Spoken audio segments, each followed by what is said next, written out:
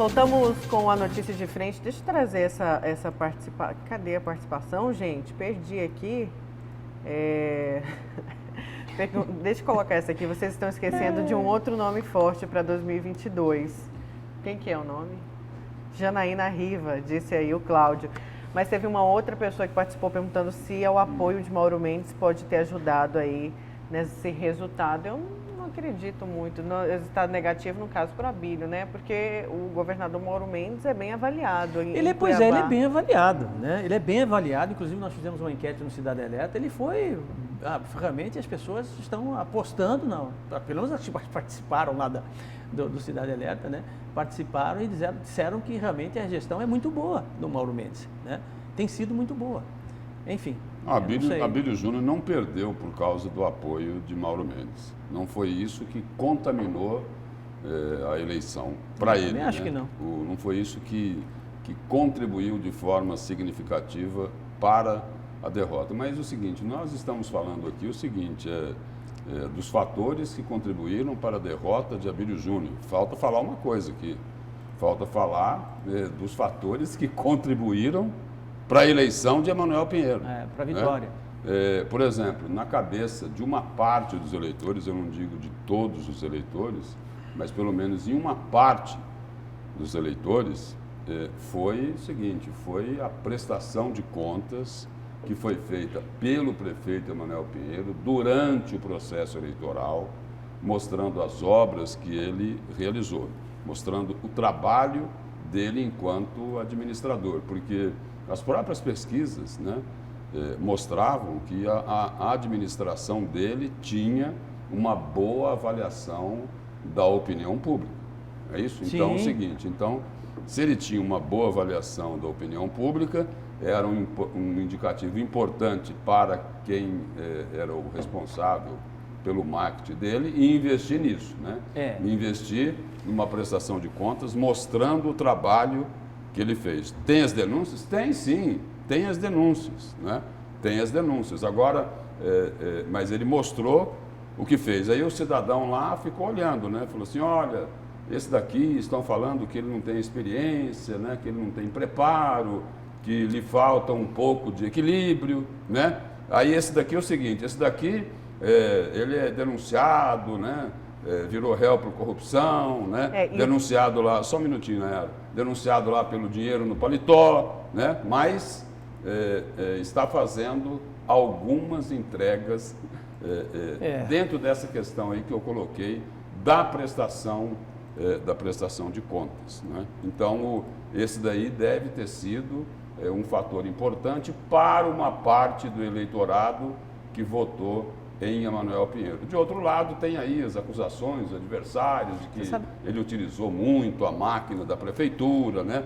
Tiveram aí outros adversários que falando até em compra de voto e tal, mas um fator que foi importante para a eleição dele foi essa prestação de contas, mostrando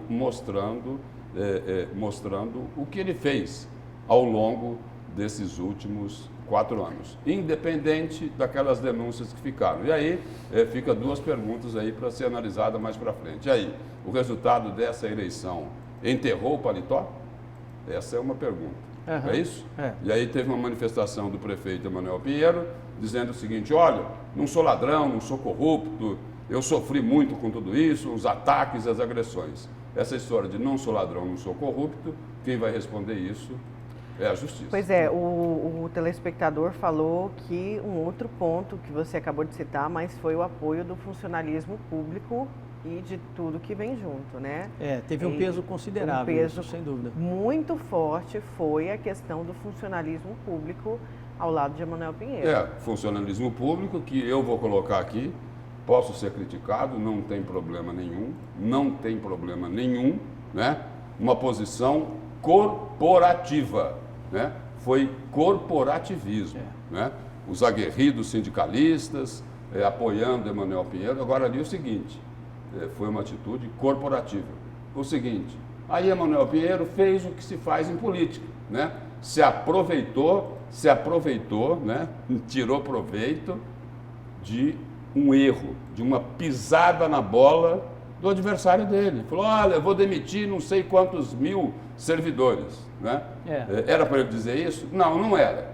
Foi lá no primeiro turno? Foi. No segundo turno, já com uma consultoria, vamos dizer assim, mais conceituada, mais refinada, ele tentou retroceder naquela declaração, mas o estrago já estava feito. Já estava feito, como já estava feito aquele outro estrago, né, que foi aqui no debate, me parece que no primeiro, não é?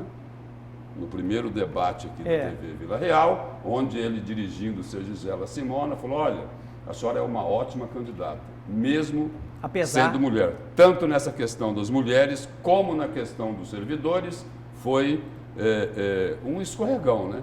Um escorregão forte do candidato Abílio Júnior, que ele acabou colhendo os resultados negativos dessa postura, vamos dizer assim, dentro do perfil dele, né? Dessa postura intempestiva.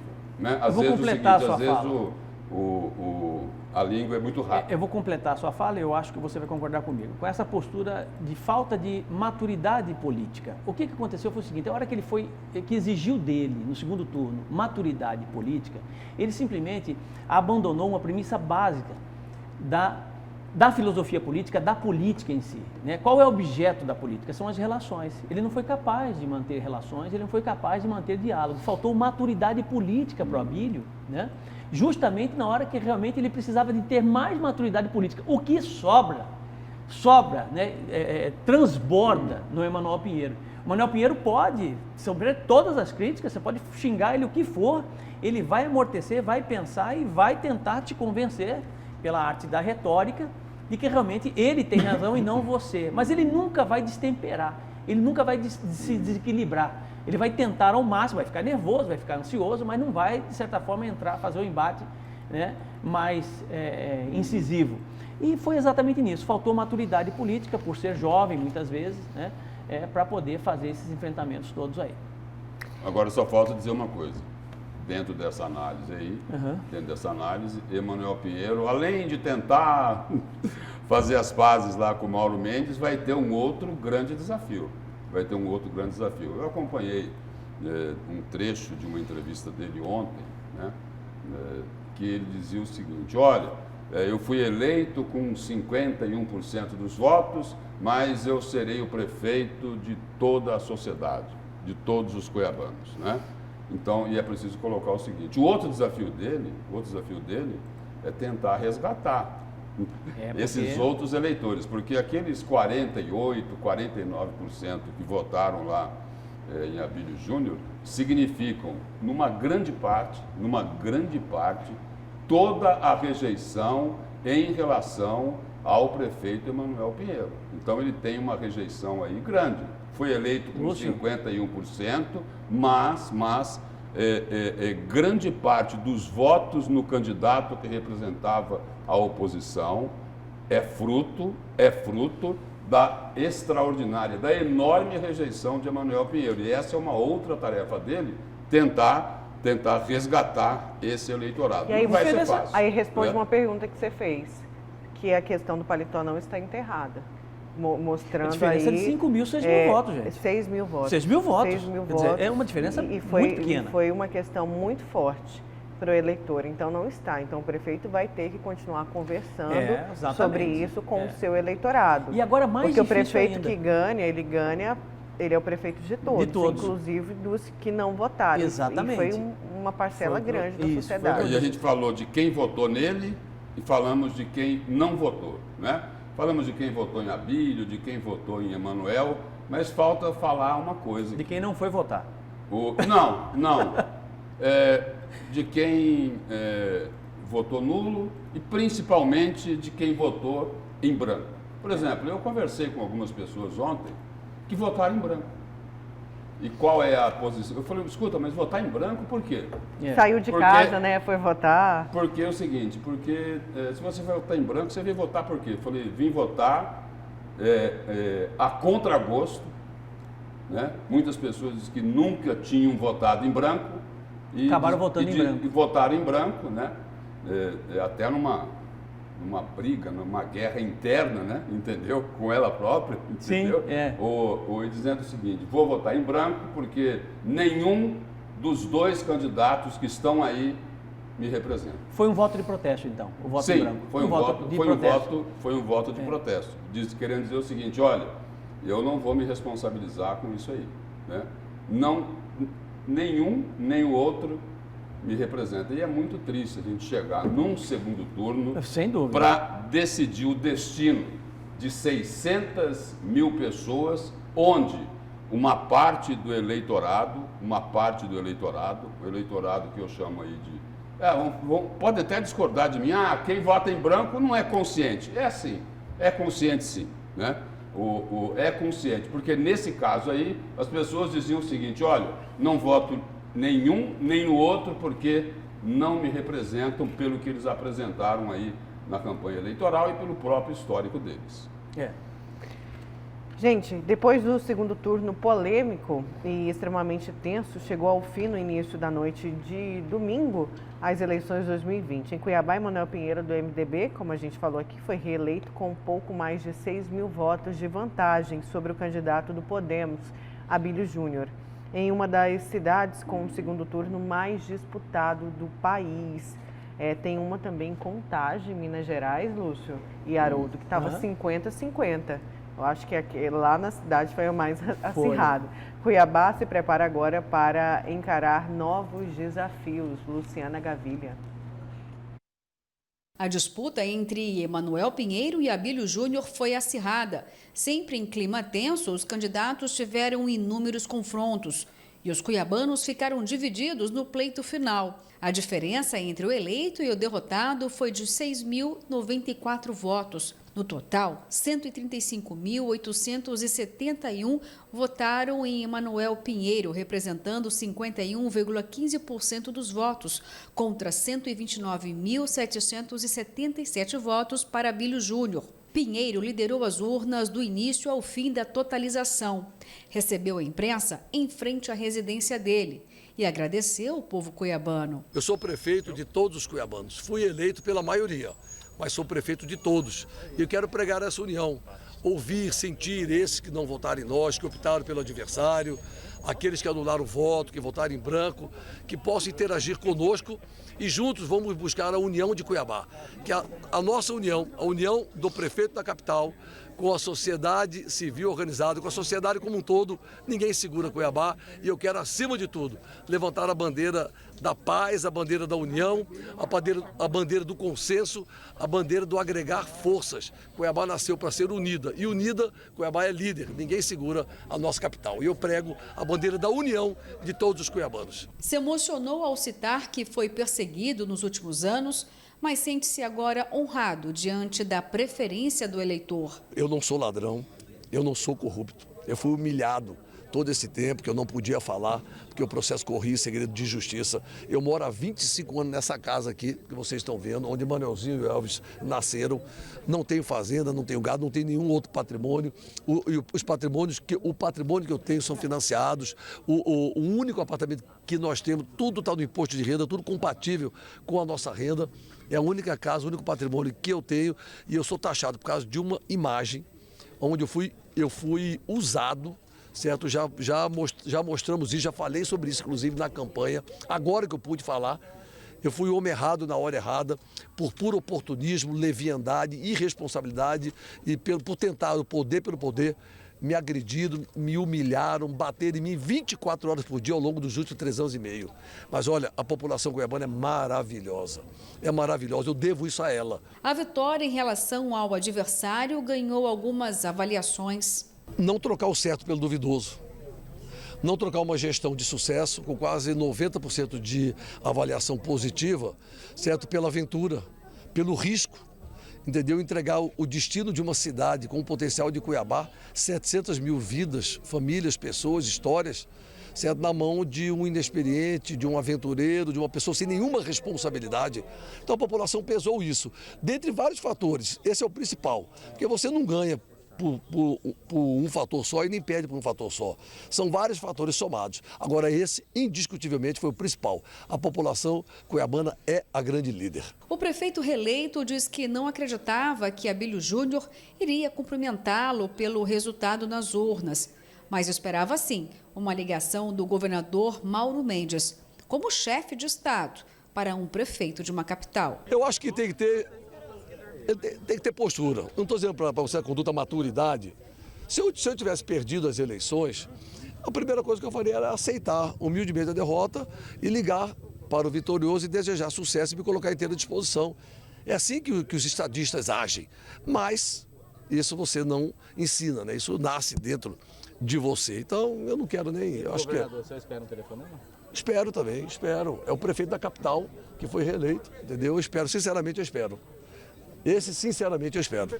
O resultado nas urnas em Cuiabá foi praticamente idêntico ao divulgado pela pesquisa Gazeta Dados, da qual foi manchete no jornal A Gazeta, apontando um empate técnico entre os adversários, com Emanuel na frente com 50,40% das intenções de voto e Abílio Júnior com 49,60%. Reafirmando mais uma vez a seriedade e a fidelidade da pesquisa. O eleito pondera que o debate entre os candidatos foi de extrema importância para este resultado. Eu acho que todas as entrevistas e debates, elas oportunizam mostrar o comparativo entre os candidatos. Quem tem mais experiência, quem tem mais serviço prestado para Cuiabá, quem é mais preparado, quem é mais equilibrado, quem tem mais ponderação, quem tem mais postura, entendeu, para administrar uma cidade. Se administrar uma capital, não é a mesma coisa que você administrar um escritório de arquitetura, entendeu? Que mesmo assim não deu conta. Administrar uma cidade são inúmeros desafios. Certo? É uma capital emergente, pluralista, com vários segmentos, com vários sentimentos, crítica, politizada. Então, Cuiabá, a capital, nasceu para ser cabeça e não cauda. É uma cidade celeiro, referência do centro-oeste e do norte brasileiro. Então, não é com molecagem, não é com vandalismo, não é com inexperiência e não é com aventura que você vai administrar Cuiabá. Entendeu? Cuiabá você tem que administrar com responsabilidade, seriedade e respeito a essa cidade e, acima de tudo, equilíbrio, experiência e responsabilidade. Isso pesou muito porque foi mostrado nos dois debates. O resultado da eleição foi dentro do tempo esperado pelo Tribunal Regional Eleitoral, que priorizou e modificou a segurança virtual. O Tribunal Superior Eleitoral, ele investiu mais nessa questão de segurança, né? Embora do primeiro para o segundo turno nós tivemos um espaço muito pequeno, né, 2 semanas apenas, mas assim, pelo que nós vimos até agora, inclusive de grandes capitais, né, como São Paulo, Porto Alegre, Recife, está tudo caminhando muito bem. O presidente do TRE, o desembargador Gilberto Giraldelli, avaliou o segundo turno como tranquilo. O pleito, nesta oportunidade, se deu dentro do padrão de normalidade. Tivemos pouquíssimas urnas substituídas, foram 14 urnas substituídas dentro de um universo de 1.109 urnas, ou seja, nós tivemos aí substituição bem poucas. Tivemos algumas outras ocorrências, mas são situações pontuais que podem ser resolvidas pelos próprios técnicos em relação às urnas. Então, funcionou perfeitamente esse sistema. Os eleitores do prefeito Emanuel Pinheiro foram celebrar a vitória em um ponto tradicional da noite cuiabana.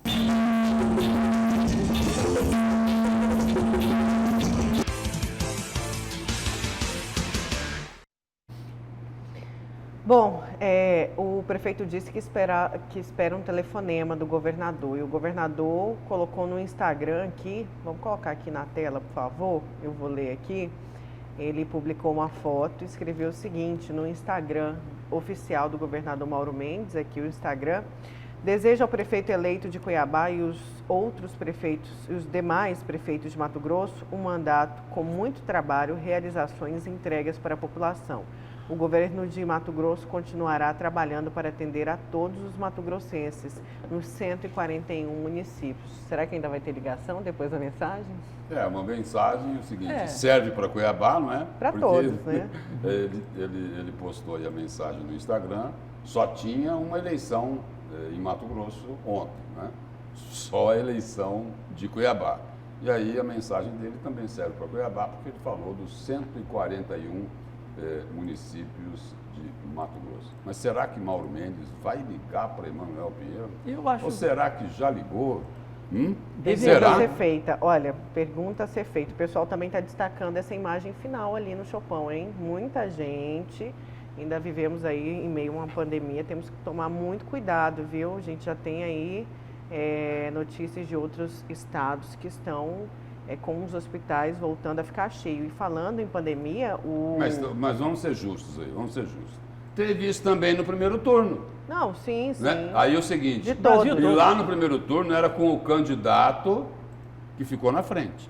Ele estava lá. Ah, estava lá? Estava lá, estava lá O Brasil todo. Não, mas o isso vereador. a gente falaria eu sei. para qualquer um. Não, mas eu estou ganhar. colocando para colocar os dois lados de uma mesma questão. É isso? Ontem quem estava lá fazendo festa pela vitória era Emanuel Pinheiro. É isso?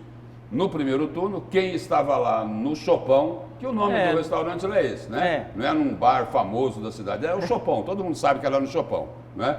Quem estava lá no primeiro turno era o Abílio Júnior. Então é o seguinte, os dois né? deram um mau exemplo em relação aí E a no essas Brasil medidas todo, aí viu? de prevenção, de afastamento social e tal, né? Rio de Afastamento Janeiro. não, distanciamento. No Rio de Janeiro é a Afastamento é mesma demais, coisa, né? milhares de pessoas foram às ruas comemorar. Não, e não também. tem como segurar isso. Não gente, tem como segurar isso. Aí né? tem uma pergunta aqui, ó, para vocês.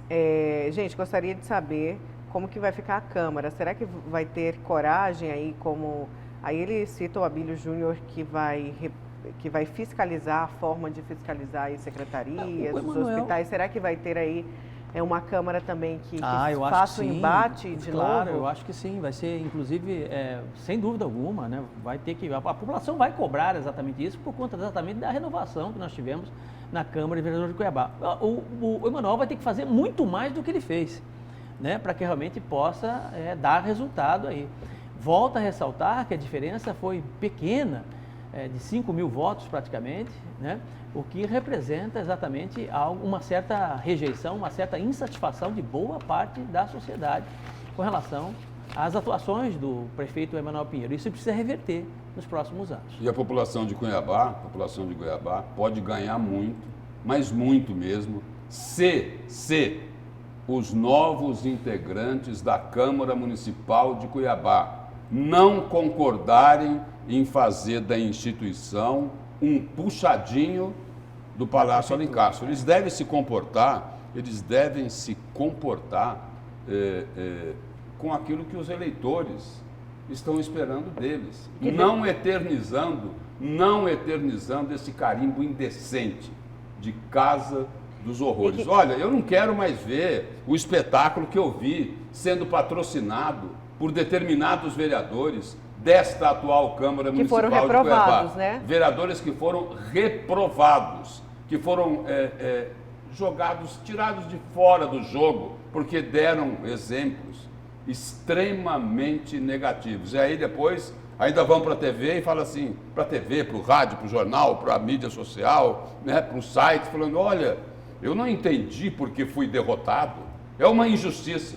Injustiça? Injustiça? Injustiça Como que que é fizeram injustiça? com a sociedade. Injustiça é virar as costas para a sociedade, como muitos desses aí que foram derrotados fizeram. Eles estavam se lixando para as necessidades, para os anseios da população. Muitos viraram as costas para a decência, para os bons costumes, né? Para a moral. Né? É por isso que eles foram reprovados nas urnas. É por isso que eles perderam a eleição. E o seguinte,